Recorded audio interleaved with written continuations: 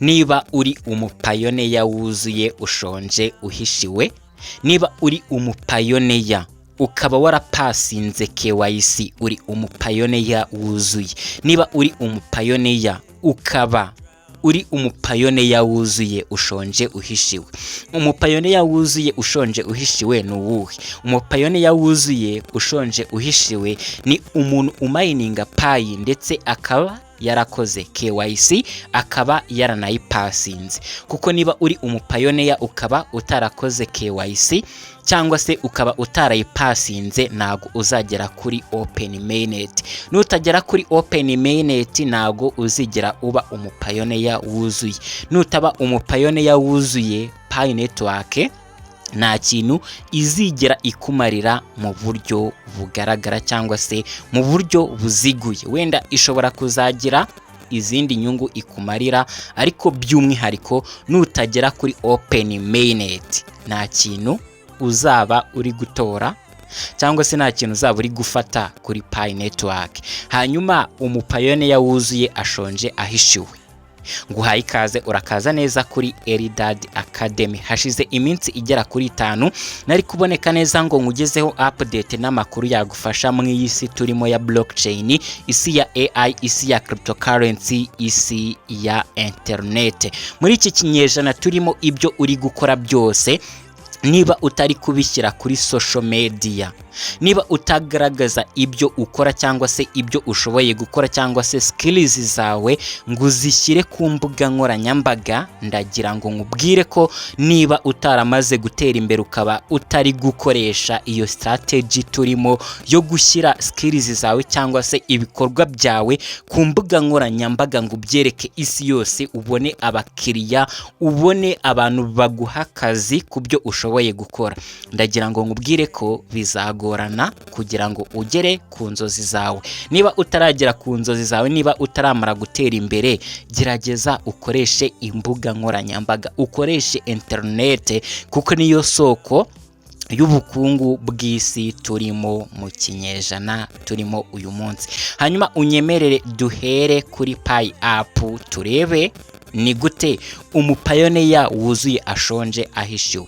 Hanyuma ariko niba utarakora kuri subscribe, iki nicyo gihe cyo gukora kuri subscribe iyi video ukayiha like.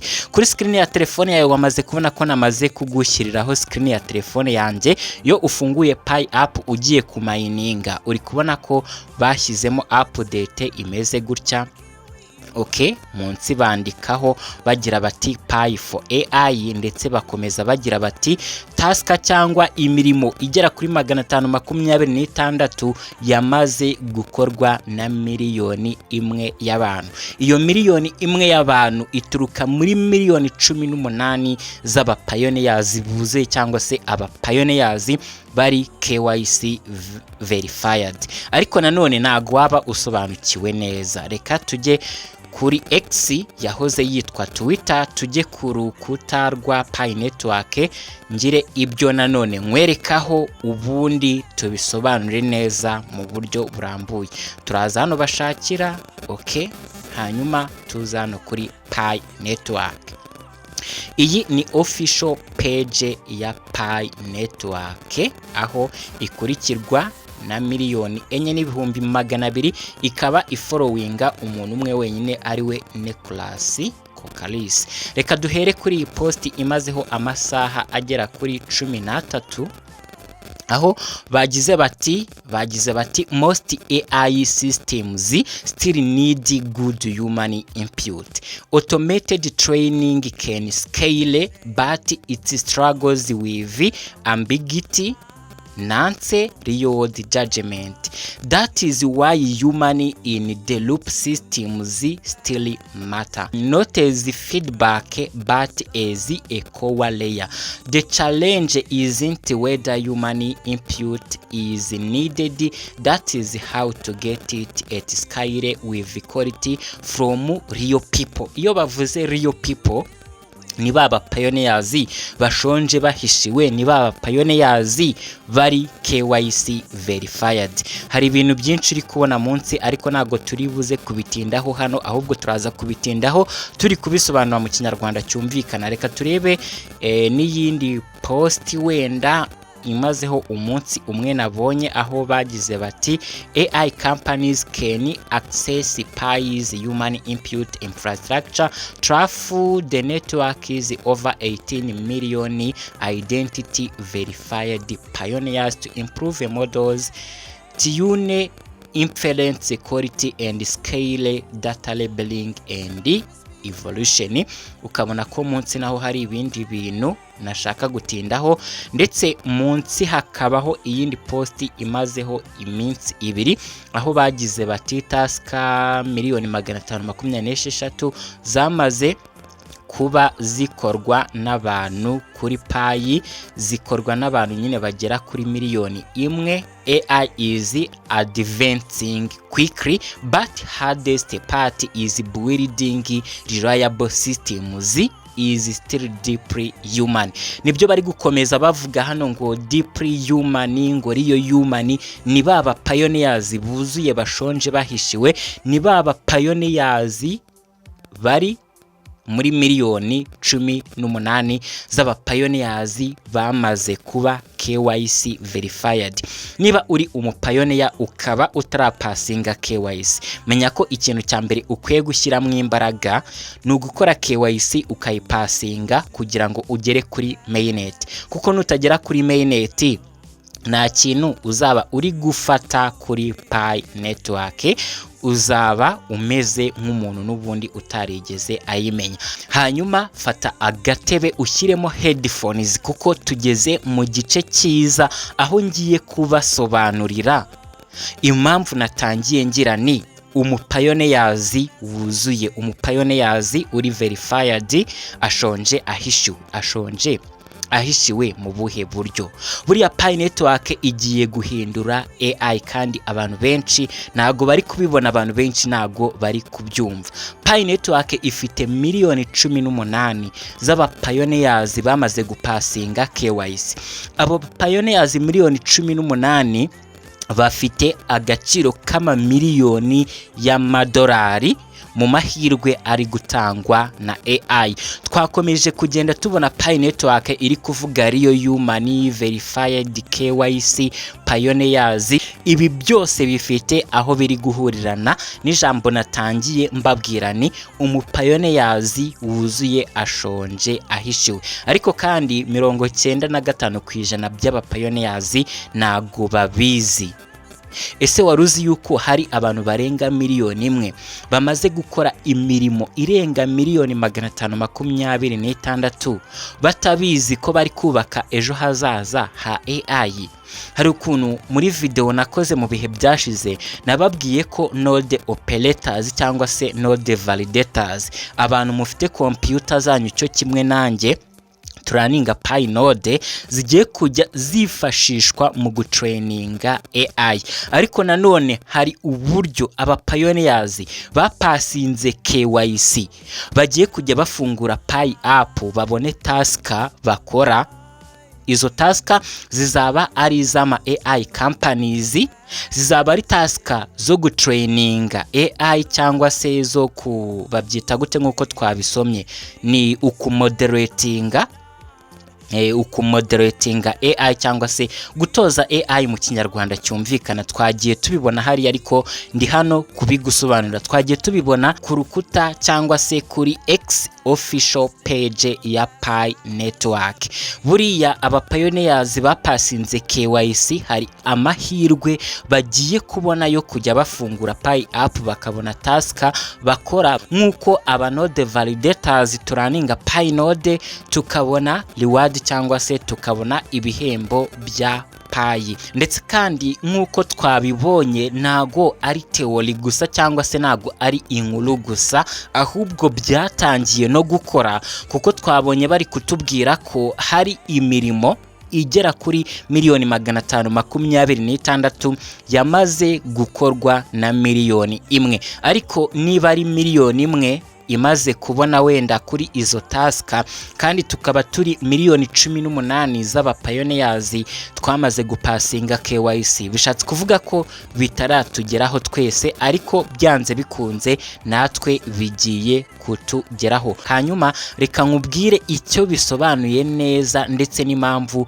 bishobora guhindura ubuzima bw'abapayoners bamaze gupasinga KYC. Icyambere tugiye kureba ibibazo AI companies zifite. Hari ibibazo AI companies ziri guhura nabyo kandi igisubizo cy'ibyo bibazo kiri muri Pi Network. Igisubizo cy'ibyo bibazo kiri mu ba pioneers kubera ko AI companies nka OpenAI, nka Google nayo muzi ko ifite Gemini, muzi Meta nayo ni AI company, nubwo ari company ifite Facebook na WhatsApp, ariko izo zose ni companies zamaze no kugera muri sekteri za AI. Izo companies zifite ibibazo kuko ziba zifite task cyangwa se imirimo zigomba guha abantu banyabo. Muri iyo mirimo, umurimo ukunze kugarukwaho cyane ni umurimo wo gutraininga AI cyangwa se umurimo wo gutoza AI. Haba hakenewe abantu banyabo. AI companies zifite ibibazo byo kugera ku bantu banyabo. Niyo mpamvu igisubizo cy'icyo kibazo kiri muri Pi Network. Ndetse Pi Network hari post nuko nayiberetse aho yari iri guhamagara AI companies kuza gushakira ikibazo cy'igisubizo cyo kugera ku bantu banyabo, zikaza kugishakira muri Pi Network kuko Pi Network iravuga iti dufite miliyoni 18 z'aba pioneers bari verified. Izo miliyoni 18 zifite agaciro n'ubundi kama miliyoni y'amadolari nk'uko nabikubwiye kuko turi abantu bari verified. Rero niba AI company ikeneye umuntu wanyawe uza gutoza AI, kuko nago AI nago irobo ryatozwa n'irindi robo, nago AI yatozwa n'iyindi AI iba ikeneye gutozwa n'umuntu wanyawe.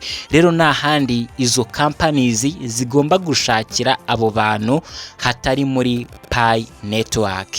Ariko nanone hari ikindi kibazo gikomeye abantu benshi batari kubona. AI nago iri gukura muri computer gusa, ahubwo iri no gukura cyangwa se iri no gutera imbere mu bantu. Mubizi neza ko buriya computer AI itarabaho, definition ya computer cyari igikoresho nyine gishobora kuba cyakora ibintu mu kanya gato ugereranyije nuko umuntu yabikora, ariko bakakubwira ko muri character za computer nta bwenge igira. Ariko aho AI yaziye, computer ubungubu ishobora gusa naho igira ubwenge. Niyo mpamvu AI bivuga artificial intelligence. Ariko ubungubu mu kinyejana turimo, nyeka ko computer itagifite definition cyangwa se itagifite character nyizo yari ifite AI itarabaho. Ubungubu computer ishobora kuba yakora judgment, ubwo ni ubwenge bwo gufata icyemezo. Computer ishobora kuba yakora correction cyangwa se gukosora amakosa. Computer ishobora kuba yakora context cyangwa se gusobanukirwa aho ibintu biri. Computer ishobora kuba yakora nance cyangwa se gutunganya ibintu bito bito. Ariko computer nago yakikoresha ibyo ngibyo yonyine, bikenera ko iba yarashyizwemo programme za AI kugira ngo ise nkaho ikora nk'umuntu wuzuye 100%. Ariko na computer yonyine cyangwa se na computer ishobora gushyirwamo programme za AI ngibe yakora nk'umuntu 100%. Niyo mpamvu AI companies zikeneye abantu banyabo kugira ngo batoze AI. Reka tujye mu gice gisa nkaho ari cya kabiri, turebe icyo Pi irimo kubaka ndetse kikaba ari igitekerezo gikomeye cyane. Pi Network iragira iti dufite miliyoni zirenga 18 z'aba KYC bari verified, kandi abarenga miliyoni imwe hari task cyangwa se imirimo bamaze gukora, kandi iyo mirimo imaze gukorwa igera kuri miliyoni 526. Ahangaha niho Pi Network iri gukina game itandukanye. bitandukanye. Bari kubaka icyo nakwita cyangwa se bari kubaka ikintu cyitwa, nago ari njyenyine wacyita gutyo, ahubwo bari kubaka human infrastructure for AI. Ibi bivuze ko companies za AI zishobora gukoresha Pi network kugira ngo zihugure models. Nibyo nakubwiraga ko AI companies muri iki gihe turimo zikeneye abantu banyabo bo gutraininga AI cyangwa se bo guhugura AI models. AI companies zikeneye Pi network kugira ngo zikosore output cyangwa se ibyo bita evaluation. AI companies zikeneye Pi network kugira ngo zongeremo quality, ibyo bita fine tuning. Hanyuma reka tujye mu gice cya gatatu, opportunity cyangwa se ayo mahirwe icyo asobanuye kuri wowe niba uri umupioneer uri verified. Ni gute natangiye ngira niba uri umupioneer wuzuye ushonje uhishiwe. Ndagira ngo nkubwire ko uri igice cy'akazi AI companies zizajya zishyura amafaranga. Nago buri mupioneer wese azajya afungura Pi app ngabonemo ziriya taska zo gutraininga AI models. Izo taska zizajya zigaragara ku mupioneer uri verified. Izo taska zirimo nka data labeling, zirimo nka validation. Niba uraninga Pi node ushobora kutazabona izo task bitewe nuko computer yawe kuba iri kuraninga Pi node ubwayo ishobora gukora izo task, wowe ukajya uraninga Pi node ugacana computer yawe, ubundi ukajya ujya kuri node bonus ukabona ufite Pi. Nkuko bigenda nkuko mora mbibereka. Uyu munsi nago nabiberetse ariko nabonye Pi imwe n'ibice 41, njya mbona Pi ebyiri. Nago nahora mbereka ibintu mora mbereka, ahubwo mba ngomba kubereka basobanura n'ibindi. Izo task zizajya zikorwa n'abapioneers bari verified, zizajya zitangwa na AI companies, zirimo human feedback. Ibi byose ni industry iri gutanga amamiliyari y'amafaranga. Mu miziko industry za AI ari industry zifite amafaranga menshi cyane. Niba uri umupioneer wuzuye, mu minsi mike uzajya ufungura Pi app ubone task za AI ukora. Ninangira kuzibona cyangwa se nawe nuzibona nuzisobanukirwe, ndakwinginze uzafate screenshot uyime. Ushobora kuzibona mbere yanjye, uzafate screenshot uyime, hanyuma gukorere video nsobanure n'abandi uburyo izo task mushobora kuba mwazikora. Ariko se ushobora kuba wakibaza ikibazo kigira kiti, niba Pi ifite abantu barenga miliyoni 18 bari verified, guess what? Job zizaza kuri Pi ecosystem. Bishatse kuvuga ko byanze bikunze Pi network zinjiza amafaranga menshi kuruta ayo wowe uzinjiza. AI companies twabonye nka Open AI, nka Google cyangwa Meta, izajya ifata amafaranga igende yishyure Pi core team. Ayo mafaranga izajya yafati yakoreshe mu bindi bikorwa, hanyuma wowe baguhembe Pi, kuko hari Pi nyinshi cyane zitaramayiningwa, kuko nta n'umuntu ushobora kuba yatekereza igihe mining ya Pi izahagararira, kuko nta na kimwe cya gatatu cya Pi turamayininga. Ugereranyije na Pi zizabaho, ugereranyije na max total supply wa Pi coin zizabaho, nta na kimwe cya gatatu naho turagera tumayininga Pi. Ariko rero najyaga nibaza nese ko hari Pi nyinshi nizizatuma igiciro cya Pi kigabanuka, ariko uri kubona ko Pi core team ibintu byabo bagiye babitegura neza ku murongo. AI companies zigiye gutangira zimena amafaranga muri Pi core team. Pi core team ikoreshe ya mafaranga mu kongera liquidity cyangwa se mu kubaka ibikorwa bizatuma Pi coin igira agaciro, twebwe baduhembe muri Pi. Ushobora kuba watekereza ko ahari bari kudukora amakazi, nibyo bari kudukora amakazi, ariko natwe tuzajya duhembwa Pi. Izo Pi zacu twige kuzazikoresha neza kuri mainnet. Niyo mpamvu navuze ni uyu munsi cyangwa ejo ku itariki 2 ngomba kuzakora video ikwereka ni gute wakubaka app kuri mainnet, ariko ukubaka app ifite ibyo izafasha abantu. Nago ukwiye kubaka random cyangwa se app iyo ariyo yose wiboneye. Ukwiye kubaka app ubona ko izagufasha, igafasha n'abantu bitewe na skills ufite, bitewe n'ibyo ushaka, bitewe n'amahirwe ari muri societe urimo. Uzubaka app izaba ikemura ibyo bibazo. Hanyuma iyo app uzayimenya gute, uzayubaka gute, byose biri mu kiganiro nzabakorera vuba bidatinze. Ariko ndagire ngo nkubwire ko cyangwa se nkwibutse ko nubwo tuba tubabwira ibi byose, nago ukwiye guhita utangira gutekereza cyangwa kwimagina ko ugiye guhita ubona amafaranga niba uri umupayoniya wuzuye. Na garanti y'igihe bizatangirira kugerera ku bapayoniyazi bose, na garanti y'amafaranga runaka ushobora kuzabona. Ariko icyo tuzi nuko ari fondasiyo iri kubakwa, aho abapayoniyazi bari verified, abapayoniyazi buzuye 100%.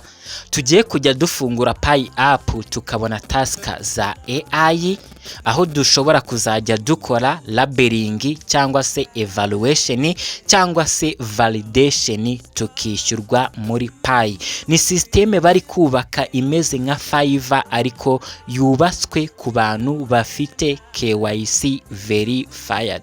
Kandi ibi ngibi bishobora gutuma Pi iba the largest human workforce for AI in the world. Gusa ariko ndagira ngo nsoze ikibazo nawe nkubaza, ese wowe ubitekerezaho iki? Ese wowe iyo ubonye izi update, ese wowe iyo ubonye urugendo Pi Core Team iri gukomeza kunyuramo, niki ubona ejo hazaza kuri Pi Network? Ese uracyabona ko Pi Network ari fake crypto? Uracyabona ko Pi Network ari scam? Ndagira ngo utugezeho opinion yawe muri comment.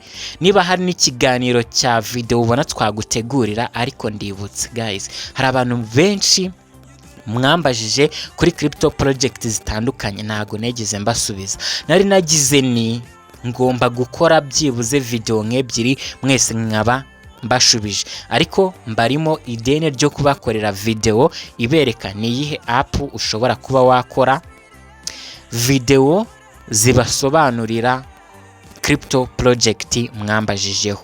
Uyu munsi ndi hano, ndi furu ku itariki ya 1 z'ukwezi kwa 5. Ndi hano na bintu byinshi bimugije mfite, ndi hano kugira ngo mbafashe kandi nanjye ndi kwifasha.